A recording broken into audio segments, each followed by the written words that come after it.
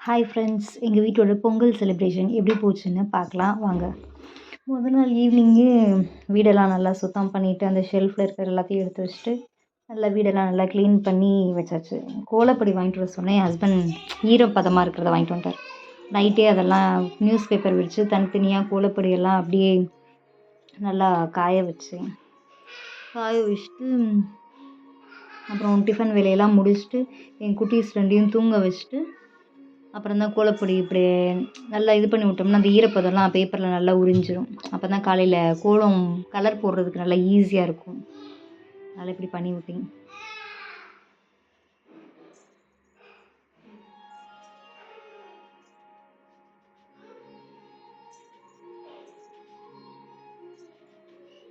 நைட்டே கோலத்துக்கு என்ன போடலாம், என்னென்ன டிசைன் போடலாம், எப்பயுமே கோலம் டேரெக்டாக போட மாட்டேன்.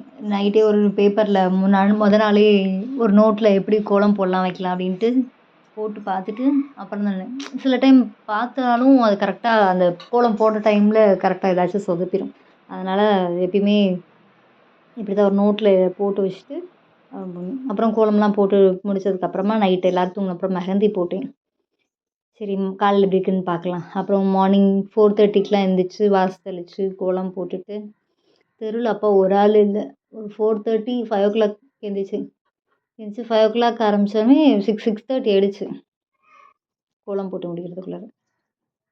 ஏர்லி மார்னிங்னால அப்போ அவ்வளோ கொசு தொல்லை வேறு.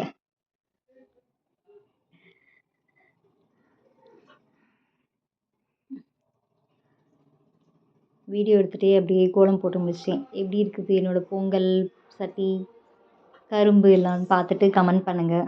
அப்புறமா ஃப்ரெஷ்ஷாக டீ போட்டு குடிச்சிட்டு டீ குடித்தா தான் வேலை நடக்கும். அடுத்த வேலை மெஹந்தி பார்த்திங்கன்னா நல்லா சிவந்துருந்துச்சு.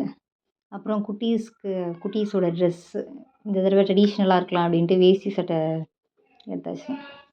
இவர் தான் என்னோடய சின்னவர் தஷ்வந்த் ராஜ். இவர் பெரியவர் முகுந்தன். கரும்பை பிடிச்சிக்கிட்டே நின்றுட்டு இருந்தார்.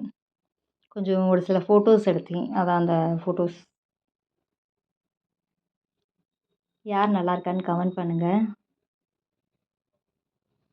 அப்புறம் அதில் கோலம்லாம் போட்டுட்டு சரி இந்த தடவை ஸ்டவ்வில் எப்பயுமே கேஸ் ஸ்டவ்வில் தான் பொங்கல் வைப்பேன். சரி இந்த தடவை கேஸ் ஸ்டவ்வில் வைக்க வேண்டாம் அப்படின்னு சொல்லிட்டு புது வீடு கட்டினனால மாவில் தோரெல்லாம் காலையிலே கட்டியாச்சு. நைட்டே கட்டிட்டு இந்த போடுறது தான் ஹஸ்பண்ட். சரி இந்த தடவை அப்படியே பானையில் வைக்கலாம் அப்படின்னு சொல்லிட்டு மொட்டை மாடியில் வைக்கலான்னு ஃபஸ்ட்டு ட்ரை பண்ணோம். சரி காற்று ரொம்ப இதாக இருக்குது அப்படின்னு சொல்லிட்டு வீட்டுக்குள்ளேயே வைக்கலாம் அப்படின்னு சொல்லிட்டு வச்சிச்சு. கண் ரொம்ப கடிச்சிச்சு. அவர் தான் ஃபுல் அண்ட் ஃபுல் ஹெல்ப் பண்ணார். அப்புறம் பொங்கல் ஒரு வழியாக பொங்குற அளவுக்கு வந்துடுச்சு. கட்டிக்கு மேலேயே தீரிது. அப்புறம் எங்கள் வீட்டு குட்டீஸ்லாம் பாருங்கள். பொங்கல் சொல்கிறதுக்காக எல்லோரும் வெயிட் பண்ணிட்டு உட்காந்து.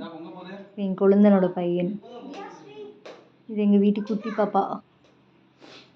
இது இன்னொரு பாப்பா.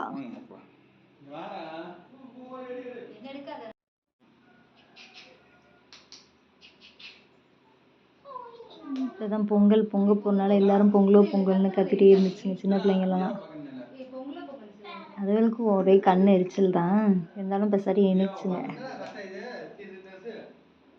அப்புறம் ஒரு வழியாக பொங்கினதுக்கப்புறமா அப்படியே அரிசியெல்லாம் போட்டுட்டு மண்டபம்லாம் லைட்டாக அரிசி தட்ட போயிட்டு அவர் தான் பார்த்துட்டு அரிசி போட்டுட்டு அப்புறம் நான் மண்டபம் தட்ட போயிட்டேன். அப்புறம் ஏலக்காய் அதெல்லாம் தட்டி வச்சுருந்தேன்.